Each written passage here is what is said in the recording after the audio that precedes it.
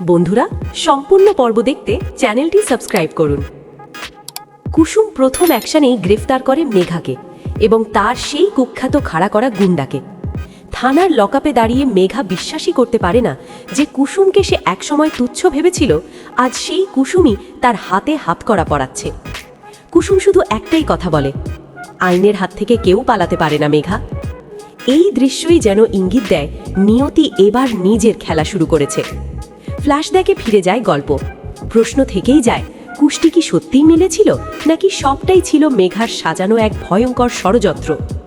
গুরুদেব কেন আয়ুষ আর মেঘার বিয়ে নিয়ে এত দ্বিধায় পড়ে গিয়েছিলেন? গাঙ্গুলি বাড়ির সবাই যখন খুশির জোয়ারে ভাসছিল, তখন গুরুদেবের চোখে ছিল অদ্ভুত এক অস্থিরতা। তিনি বারবার বলছিলেন, কাগজে সব ঠিক থাকলেও ভাগ্য কিন্তু মিথ্যে বলে না। তার অন্তর্দৃষ্টি স্পষ্ট দেখছিল, আয়ুষের স্ত্রী হবে মাটির মানুষ, গরিব ঘরের মেয়ে, যে শুধু স্বামী নয়, পুরো পরিবারকে আগলে রাখবে। এদিকে ফার্ম হাউসে যাওয়ার পথে আয়ুষের জীবনে নেমে আসে ভয়ঙ্কর বিপদ। বন্দুকধারীরা গাড়ি ঘিরে ফেলে। ঠিক সেই মুহূর্তে নিজের জীবন বাজি রেখে সামনে এসে দাঁড়ায় কুসুম। গুলির শব্দে বাতাস কেঁপে ওঠে, কিন্তু আয়ুষ বেঁচে যায় কুসুমের জন্য। অথচ এই ঘটনা মেঘার মনে কোনো ছাপই ফেলে না।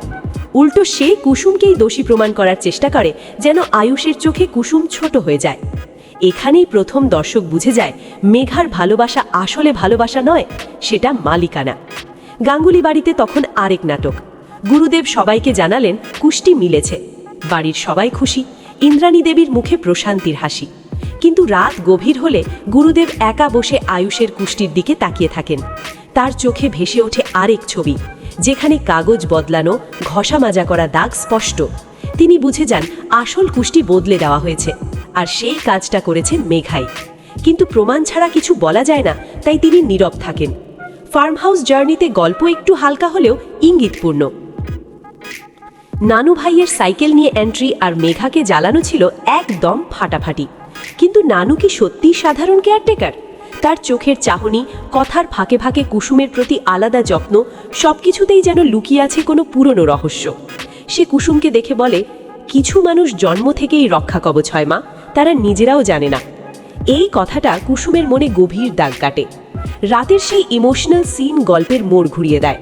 চাঁদের দিকে তাকিয়ে আয়ুষ যখন তার মায়ের কথা ভাবছে, তখন পাশে এসে দাঁড়ায় কুসুম। কোনো বড় সংলাপ নেই, শুধু নীরবতা। কিন্তু সেই নীরবতাতেই তৈরি হয় গভীর এক সম্পর্কের ইঙ্গিত। মেঘা দূর থেকে এই দৃশ্য দেখে দাঁতের দাঁত চেপে ধরে। সে বুঝে যায় কুসুম শুধু বিপদ নয়, সে এখন তার সবচেয়ে বড় প্রতিদ্বন্দ্বী। এরপর ধীরে ধীরে মেঘার আসল মুখোশ খুলতে শুরু করে। নানুর সাহায্যে গুরুদেব পেয়ে যান আসল কুষ্টির কপি। প্রমাণ মেলে মেঘা জালিয়াতি করেছে, গুন্ডা দিয়ে আয়ুষকে মারার প্ল্যান করেছিল। পুলিশে অভিযোগ যায়, আর সেই তদন্তের দায়িত্ব পড়ে কুসুমের উপর। ভাগ্যের কি নির্মম পরিহাস! যে ষড়যন্ত্র মেঘা সাজিয়েছিল কুসুমকে শেষ করার জন্য, সেই ষড়যন্ত্রই এখন মেঘাকে ধ্বংস করছে। শেষে বর্তমান সময়ে ফিরে আসে গল্প। থানায় বসে মেঘা চিৎকার করে বলে, আমি আয়ুষকে ভালোবাসি। কুসুম শান্ত গলায় উত্তর দেয়, ভালোবাসা মানুষকে বাঁচায়, মারতে শেখায় না। আয়ুষ দূর থেকে সব দেখে।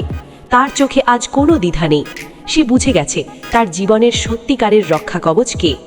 গল্প এখানেই শেষ নয়। প্রশ্ন থেকে যায়, নানুর সাথে কুসুমের অতীত কি? আয়ুষ কি কুসুমের অনুভূতি বুঝবে? আর মেঘা কি জেল থেকেই নতুন কোনো চক্রান্ত আঁটবে? এই সব প্রশ্নের উত্তর মিলবে আগামী পর্বে।